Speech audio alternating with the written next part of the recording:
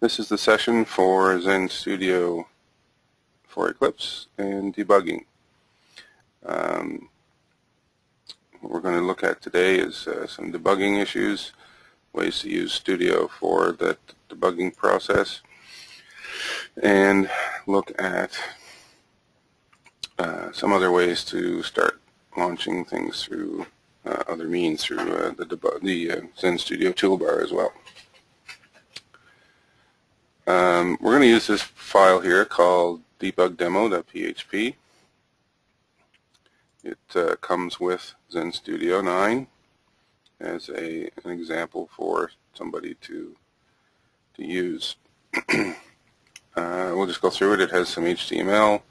Right now I'm in the, if you know perspectives, I'm in my custom PHP perspective. You can see that on the top right of the screen. I'm moving the slider bar across here just to catch your eye.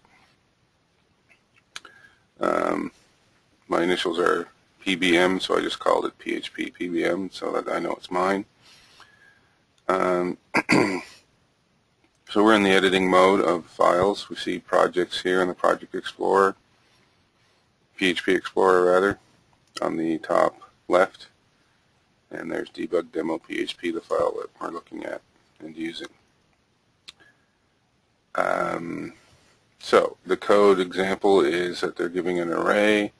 They're changing the array color background, or the table background rather, and then they're displaying that list of workers. Now, as a form of debugging, the first level is syntax checking. You will see a little yellow warning symbol, yield sign with an exclamation point, beside any items that are questionable. They still will work, but they're questionable. Again, here's another one, just an undefined variable. And if you want to be strict about your variable definitions, Zend Studio will allow that. I'll just force an error here so you can see the difference. So if you have a major syntax error that will stop the process, it will show up as a red circle with a white X in it. So that's basic, really simple syntax checking debugging. Above here, it's actually doing some HTML5 debugging here. So if I hover over this syntax with a yellow underline, you'll see attribute border is obsolete. Its use is discouraged in HTML5 documents. So Zend Studio version 9 is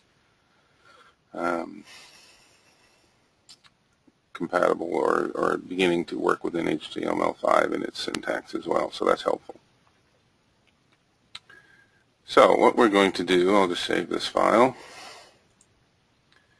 is we're going to, I'll show you what it looks like when it's working. So here's just an image of the screen with those rows alternating in colors. And you can see that's what we're going to be looking at eventually. Now, hopefully you know that there are different perspectives. I just mentioned one that we're in now is the code editing. What we can switch to is a debug perspective, which I have in my perspective tab at the top left. But I can also switch to debugging. If I right mouse on the file, I can select from the pop-up menu PHP web application to debug as. So that will launch the debugger, switch the perspective, and start debugging. Now before we actually get into that, there's another, we can switch perspectives, and you can see all the different tabs. We'll go into that perspective here in a minute. But so there's two different ways. So switching on the perspective bar, we'll switch the perspective to the debug perspective, but it won't actually launch the debug session. But if you actually want to debug a particular file, just have your cursor in that file, right mouse on it, and debug as web application. And that will switch the perspective and launch it as a debug session. Now, before we get into that, I just want to show you the preferences. Under Window, Preferences, you will see two different levels of debugging. There's Run Debug at this level, which is generic to Zend Studio. So here at the Run Debug level, you can have all kinds of different options. You can prompt yourself to stop breakpoints and so on. We will see what breakpoints are later. So you can switch console, outputs, tie in external tools if you have some. This is interesting how you launch the debug session. You can save, there's just options in how to save files. And different settings here. It says continue launch if project contains errors. That's the fourth item down. So you go through those and you can see some of the different features here. More specifically, there is a PHP debug preference level, and if you expand that, you'll see a few things. The first one is which default settings on of PHP debugging would you use? Which server are you going to use? Which debug tool are you going to use? We'll use Zend Debugger in this case for today. This is an important one here, break at the first line. So instead of, if you have that turned off, what will happen is it'll just start running through the debug session and with nothing to stop it. So it's a good idea to have it stopped right at the first line to switch your perspective and kind of get ready for the debug session rather than having it just take off. Now it would stop if you had breakpoints, but it's better just to kind of switch your perspective and catch your breath before you go into the debug session. So here's your different debuggers. Make note of this port. We'll refer to that later. 2080, and this is where you get into it. We'll probably come back to this a little later. So then there's other workbench options and step filter options, which we won't. There's pretty far down the road, so we won't get into those today. So this is those are your preferences. So we're going to start to debug this session, and we had it set to stop at the first line. So we'll do that, and we will right mouse on the code file, and we'll say debug as web application. Now, because of my settings, it's going to ask me to switch perspectives if I want to do it. I don't have to, but I do want to, so we can switch to that perspective. And I can keep my decision if I want to, but I like being asked every time. So what we have here now is the debug perspective. A lot of different views here. The top right one, sorry, top left is the tree for going through the file itself. In here, the debug session, if you right mouse on it, you'll have a pop-up list to relaunch the debug session. If you want to start from the first again, you can terminate the session and still stay in the debug session, and you can do some of your step filters that we'll go through as well here in a minute.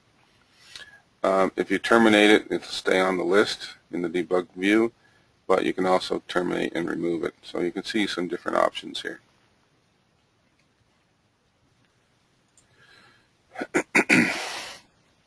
Now I'm just going to adjust the screen layout here a little bit so we can see a few more things going on. Beside the debug view, there's one here behind it called servers. That's if you're debugging on different servers other than localhost.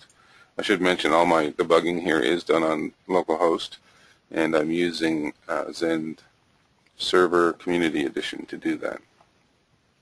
So this is all running off my own local computer. So beside the debug, and the other group of views, there are variables. You can watch the variables. Now because our session has started, debug session has started,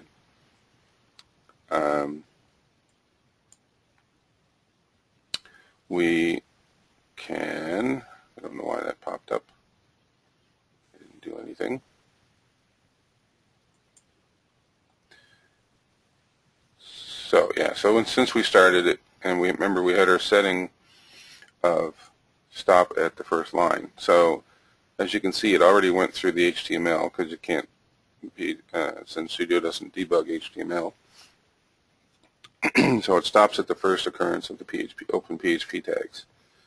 You'll know that you're stopped here because there's a little blue arrow pointing to the line, current execution line, in the marker bar. Hopefully you can see that on this screen. So back to the top right, we'll see some of our collection of views. Here again, since we're started at this session, at the first line, some of our items are open. If we were to open up the post, there's nothing in the post array right now, but we can interrogate the get array. You'll see a lot of debug entries in the get, and that's how a lot of the debug sessions are launched. Here's the original URL, and so on. So you can see what's going on in your sessions. In your global array, global variables. So here you can see this has two different ways to display its value. So you can see in this column here it says value, but also underneath in a little sub window there's a highlighting of the value of the current item you're looking at. Also, if there's any cookies and files, you can open those. So those are the basic environment variables that are launched and exist and are at your discretion, I suppose, to interrogate. If we had any breakpoints, we'd be seeing these. I have a couple set in a different file, so I can turn those on or off if I want to. I'll show you how to set breakpoints here in a minute. Expressions, there's nothing here right now. I'll show you that in a minute. What that is you can watch particular variables. If you're looking in this whole list of variables, this is everything in the current memory session, debug session. But if you want to focus, drill down to only one or two and not be bothered with this whole list, that's where you would set up your expressions. Different scripts and interactive consoles and parameter stack.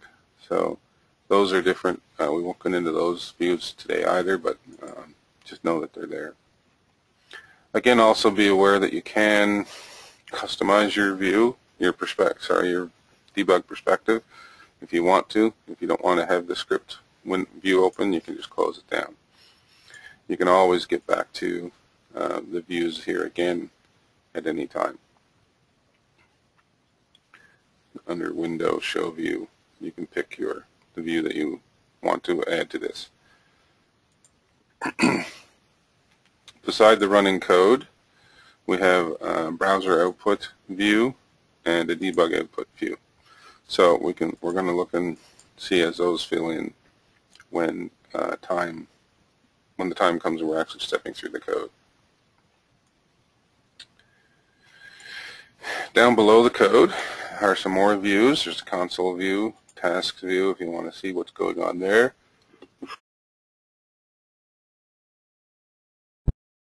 The browser console, request monitor, and so on. Again, these are views that we're not going to get into every one of them, but they're there in the default debug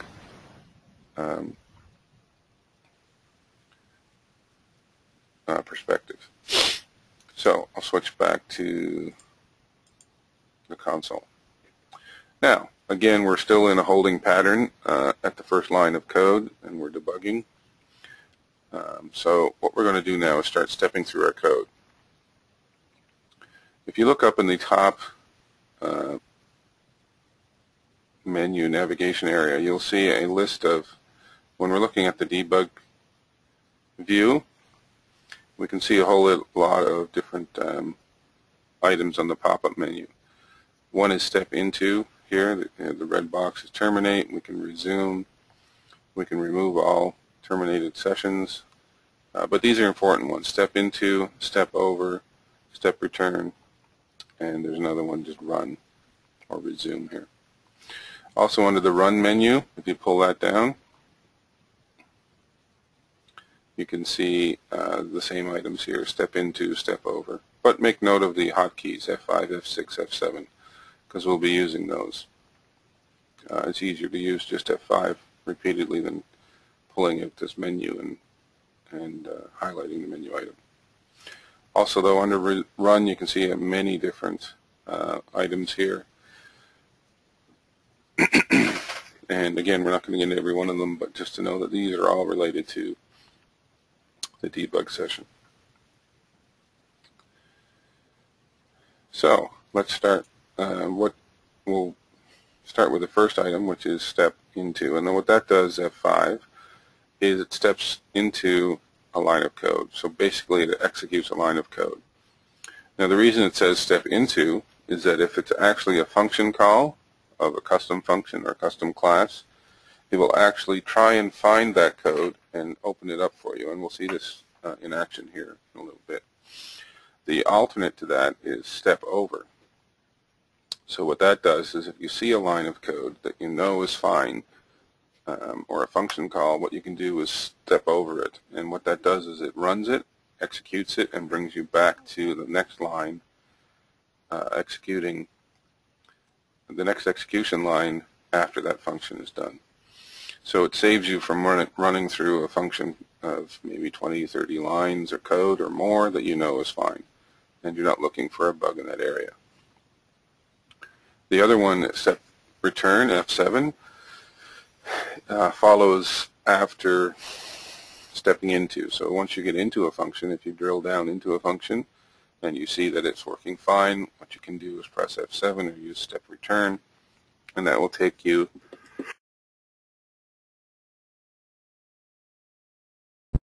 will finish executing the function you're in and take you back to the level previously that you were in, that stepped you into that code.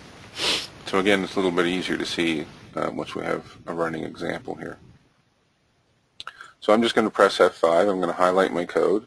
I'm going to press F5, and we'll see that my first executional code is 2 lines down because it's loading an array.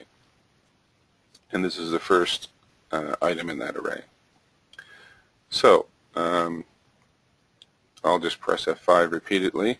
What that does, what it's doing is it's reading through the code here first. So it's scanning its file. It just jumped over that whole function of row color just because it's reading it into memory.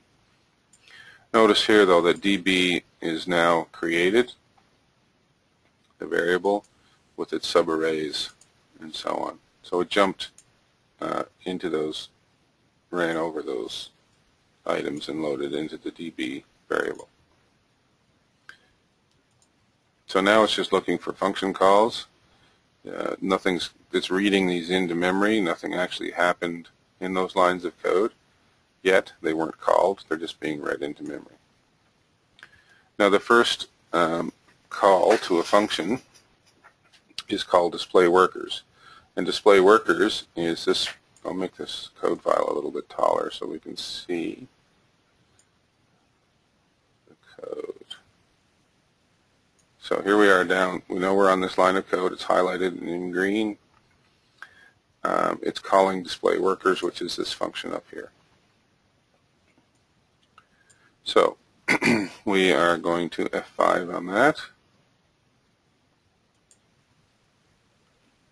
And we get in, call into, we're inside now this function called display workers. Notice that the variable list has disappeared, no variables have been passed into this function, and the global variables they're still there. They're just not being shown on this list because they're wanting to clean up the display. So you can actually still interrogate get and so on if you want to, but it's trying to clean up the display for you. So here's global DB, which is a command to bring in from the global scope the variable defined as DB. It does that. It shows up as an array with this information in it. And then it's going to go through a for next loop. So here, when it went into, it's going into the for next loop, it's defining some more variables, $n and $i, and we can see its values here. So again, we're stepping through, we're not finding any problem here, we're loading up some more information here, worker data. Now we know that it's going to go in a for next loop from I to n. So n is 6, that means we're just going to run this 6 times. This is a place where if we know that this is going to be fine, where we could use a step return. So what would happen there is if we did a step return is that it would take us out of this display workers function. So let's try a step return. So as you can see, it ran all of the code, that for next loop 6 times, and it returned to the line of code that called that function. Also, you can see that these variables now are all still loaded, but you're now able to see the super globals as well.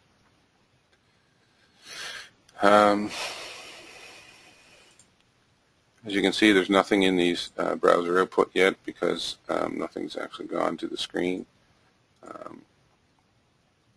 But those will be helpful in time. So let's see what happens when we continue stepping into.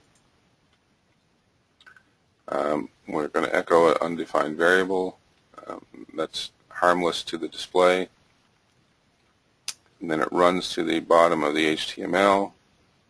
And if we press finish the run, we get our output. Now we see that this is what on the browser output view, we'll see what's going out to a typical browser, and on the debug output view, we'll see the HTML that's being generated. So that saves us from right-mousing on a browser window and saying reveal code, or look at the underlying HTML. In the console view, I'll just bring that up here. Hopefully you can see that well enough.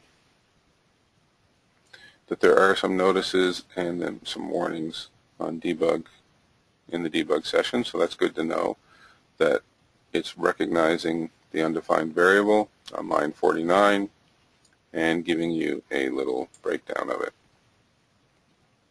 So that's in the console output. I'll put that back down below here. Okay, so that's the first running through the session now of the debug session. Now, as you can see in our debug view,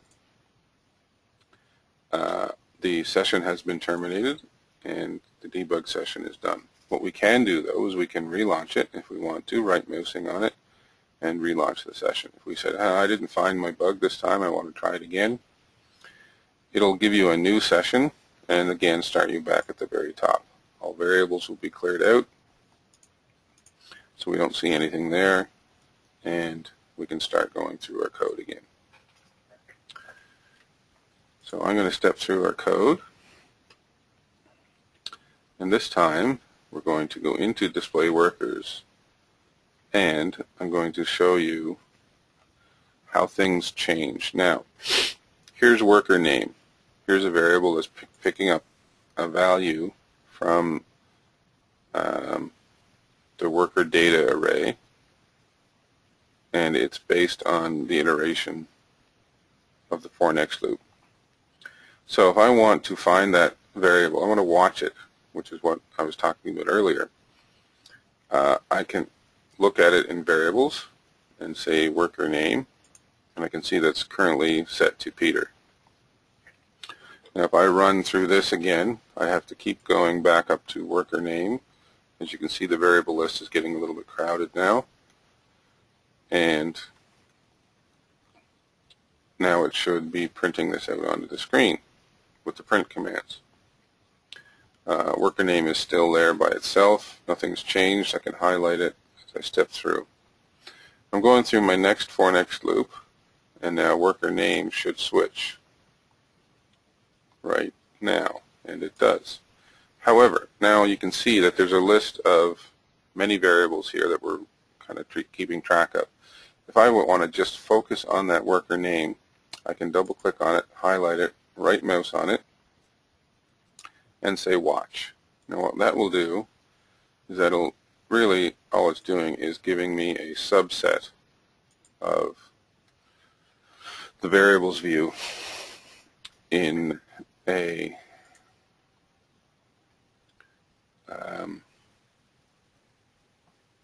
in its own expressions view. So here we have just worker name by itself. I'm not cluttered with all the other variable lists. Now a neat thing here too is that I can, if I right mouse on the expression itself that I'm watching, I can edit it.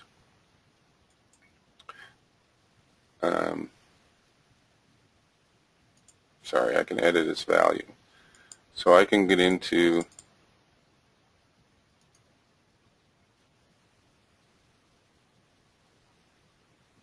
I was able to do that before. Here we are in the variables. I guess you can't do it in the expressions tab. Let's see. I can change the variable name, but I can't change its value. So under variables, if I wanted to, I can change its value to Fred. Now I've affected that. I can change things, values, variables on the fly if I want to, and that will help me with a debug session, possibly. I said, well, what if I'm on loop number 7 and something's going wrong? How do I look into that? How do I fix it? Well, instead of going through the loop 37 times to get there, you can affect that number and jump to that value and save yourself a little time. Any questions so far? I know I've been going kind of quick. We've stopped. We had to start a little late, but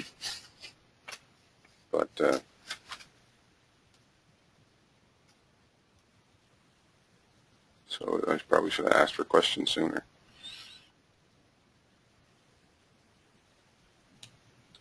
No questions? Okay.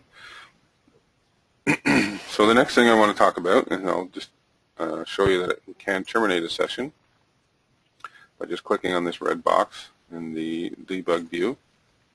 The debug session is stopped, everything's turned off. So all variables are cleared off. Notice that the expression is still there though. If you want to keep that for another session, it will do that for you. What I want to show you now is breakpoints. And what that is just a way to stop your code. Instead of going F5, F5, step, what it will do is it will stop the code at a certain line and allow you to run right to that time, right to that line of code. So let's put a breakpoint on line 23, which is the returning of this background color 1. Now the way I set a breakpoint is I just went out to the marker board here and marker bar and just double clicked on that line. A little blue circle will show up and it will set a breakpoint. You should notice that I'm going to remove these other breakpoints from previous. So now we have a breakpoint here showing up in our breakpoint view. If I set another one on line 25 and double click, it shows up in our breakpoint view as well. Now I can actually keep these breakpoints and turn them on and off instead of removing them altogether. And in the breakpoint view you can see that there's check boxes here. If I turn off the one, like uncheck that box for the one I set on line 25, then I keep the breakpoint, but it goes from a blue circle to a white circle, meaning that it exists, but it's inactive. So it won't stop at that line unless I turn it back on. So that's handy. You can set breakpoints. You can watch certain areas of code and start and stop and skip over them if you want. Now, let's restart the session. Relaunch.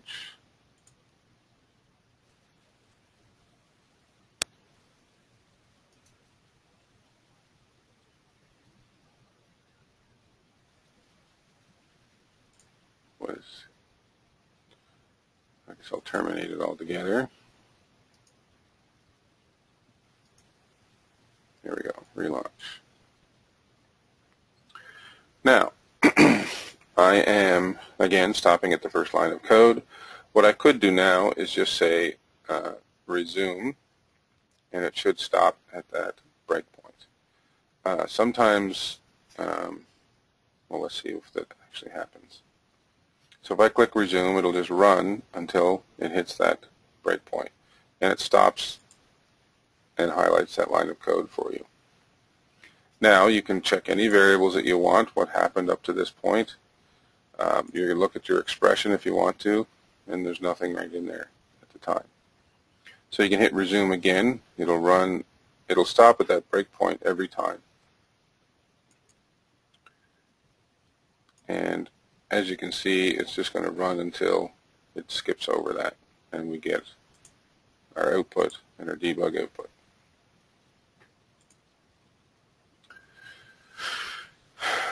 So again, we can stop. That was probably not the absolute best place to stop, but you can turn these on and off. So let's turn on our breakpoint here on line 36, and I'll turn off the other ones.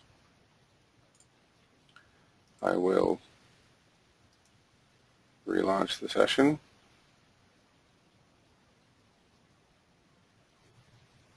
And I will resume.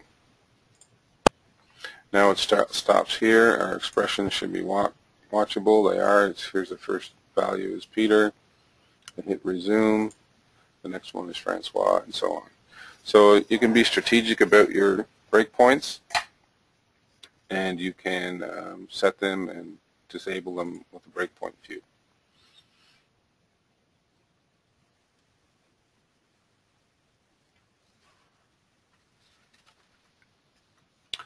Another thing with breakpoints is that you can right mouse on them and say you can import and export them, which is neat. I wasn't really going to comment on that right now, but you can set them, share them among development team. So if you have someone else on your team and you want them to look at your code as well, you can share the set of breakpoints that you've set and get them to watch the same code at the same time. But what I was going to show you here is you can set conditions. So you can say conditional breakpoint is only stop here if something else is true.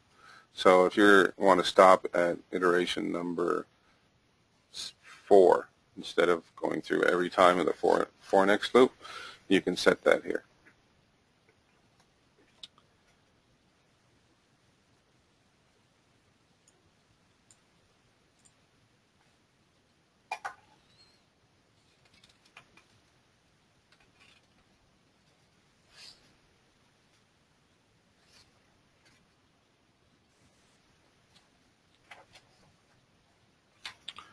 Okay, so another item that we can look at, I'll just terminate this session, I'll leave everything in place,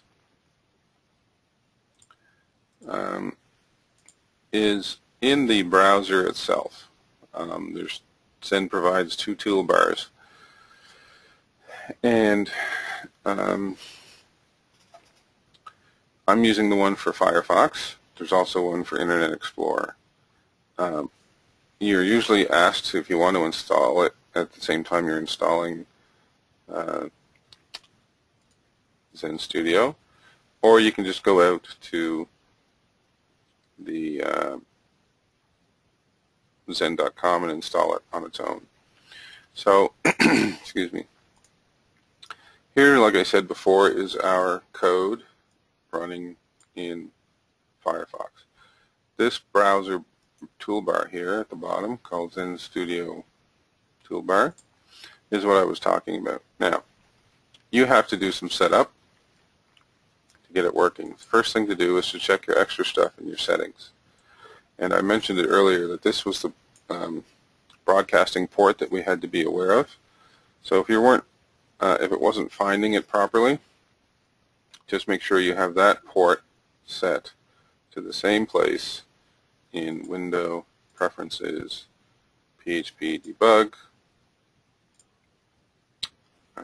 install debuggers, and configure. And just make sure you have this broadcast port set to the same. Also, everything else should be fine. If it can't find the debugger in the settings, you can actually browse for the executable if it has trouble. But usually it's auto-detect on installation can find it fine. So with those things set up, there are some items here on this toolbar that are very valuable. On the far right here, you can search for things if you want to. It's their own little Zend. You can search on Zend.com, Zend's Knowledge Base, PHP.net, and so on. It needs its own little custom search, and you can search for things there. That's not the main thing. Here's the main thing: is to debug. If you want to debug this page that you're working on from the browser, you can launch it right away. So I'm just clicking on the debug. This tab goes into a state of flux, so to speak. You'll see down below here that my Zend Studio is trying to get my attention, and if I click on it, it's telling me that it has started its debug session. So it knows the code that I'm in, it knows the file that I'm trying to debug, and now I've switched over and started a debug session triggered from the browser. So that's kind of handy. I'll terminate this, go back to my browser. It will talk to me about debug demo PHP. It's kind of internally trying to download the file, but just ignore that because it's part of the debug session. So here we can see our running code.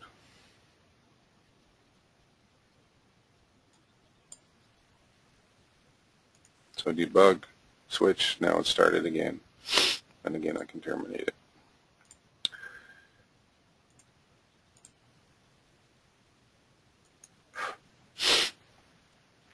You do have some options here on the debugger if you want to, which is what I was doing, is debugging the current page. What you can say is also set it to debug the next page, which is kind of helpful if you have to fill in a form and then click a submit button or something and then submit what follows up. Or you can debug any forms on the page or all pages on the site, which is kind of a little bit too much maybe. The other extra stuff is some Zend sites, Zend products, and so on. PHP.net take you right to that. So these are just generally external links and then ways to get support. We'll talk about profile here in a minute, but that's one other way to look at your code as well. It's not really debugging per se, but it is certainly kind of related. So that's the toolbar, Zend toolbar. And any questions on that?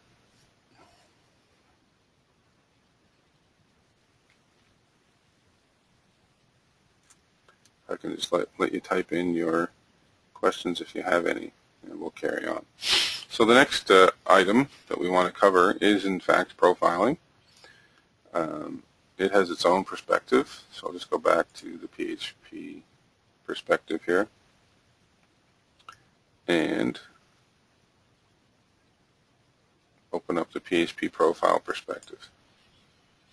Now again, this is another way of looking at things. Primarily what it will do is it also has its own set of views. What you can do is once you find, it'll keep you the code that you currently had open. If you right mouse on that, it'll say Profile as a PHP web application. If you click on that, it'll run through the code, execute it, and give you some statistics on, again, this is just a real simple file, but it gives you some statistics. This isn't, this is the time spent within a certain file. Obviously it's all within the same file, so we're just going to get a full pie chart. But if you look at some of the execution statistics, you'll see how much time, this is a great way to look for bottlenecks in your code. If your code isn't very efficient, it'll show you how many times it has run through certain segments of code. And if you double click on the function itself, it'll show you in the code, or on the function, it'll take you to that location in the code. So if I double click on display workers, it takes me to display workers in my code, which is a neat connection there as well. So other than that, then here's execution flow. You can drill down into it. Here's a display workers called row color this many times, and this is the time spent of the percentage of execution in each one. So if you notice something in here, it took 3.13 seconds to run the whole main system, and it's a way to show maybe this row color ran extra long and you want to figure out why. That's one way of profiling. So again, it's your statistics here, and again your profile. Obviously your pie chart again here is going to show you some different breakdown if you're using multiple files. So we're going to go back into the debug session here for one more minute. Actually, I want to go into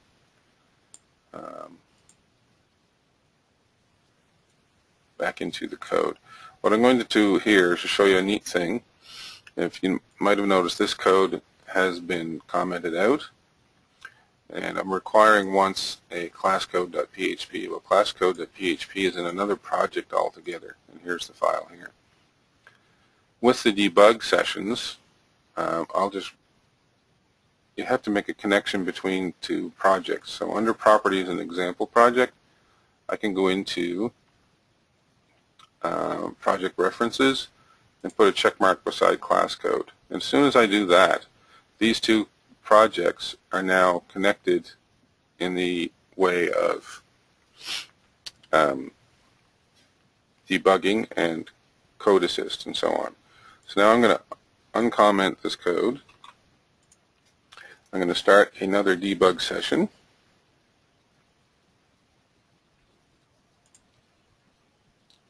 So it saves. Remember, it had some options of asking me to save it before I went. Yes. And I'll switch to this perspective. Now, I still have my breakpoints. I'm going to turn them all off. So notice that it did retain the breakpoints from different sessions. And I'm going to set a new breakpoint just down here on my require line. I'm going to run to that line, and I'm going to press F5, which is step into. When I hit step into, it knows that this class code PHP file wasn't open, so it opened it for me, which was nice. And it scans through it if I push F5. Now I'm back to my code, my main code, controlling code, I guess you could call it, and I'm going to instantiate this class. When I the HTML class, when I instantiate this, it's basically a step into the constructor. And there is no code here in the constructor, so it runs it, steps into it, and comes back. Now if I hit F5 again, I'm going to step into my spacer method. It finds that method, and I'm stepping into it and stepping through that code. Again, there's a for next loop, so we're going to go through that repeatedly. And then here's a great way to go step return. and it should take me back to the code that called it. So this is calling and stepping into different code that is in different projects and in different files. So now I'm going to terminate this session, and I'm going to switch to the profile section, and I'm going to run it again, just other profile, and see if my pie chart changes.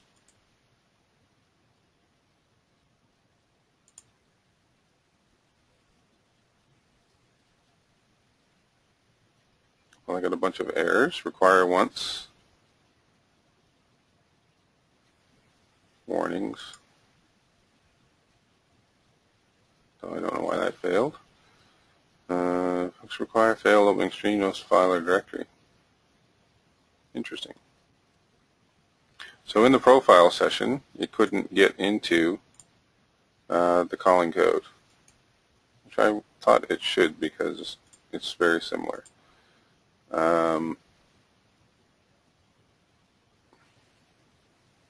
Let's get rid of this one and start a new session, see what happens.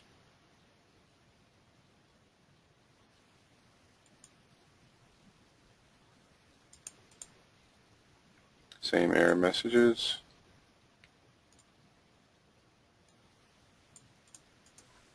So there's no profile because of the error message it failed. So that's interesting. I'm not sure why that profile didn't go into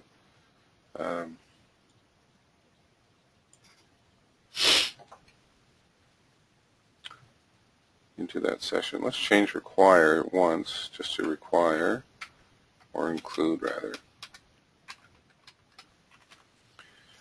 and see what happens there. So I'll save this, Control S. I will profile as, still had the same errors. Interesting. I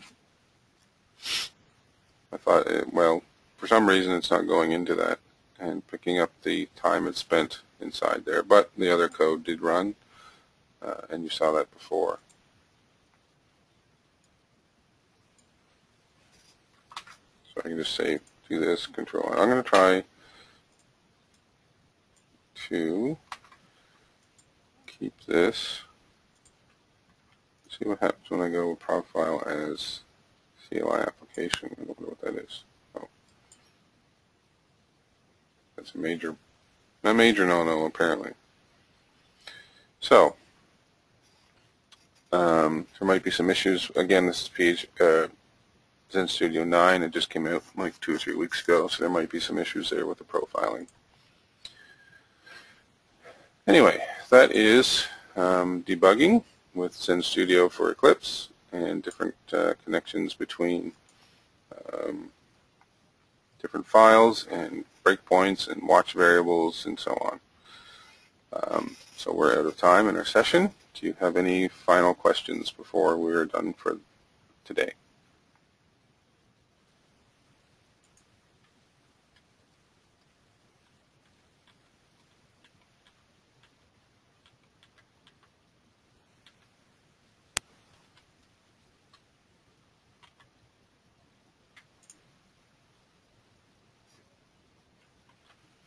Okay, if there's no questions, thank you for your time, and I did record this session, so I will send it to Vineet, and he will be able to share it to anyone else that didn't make the session.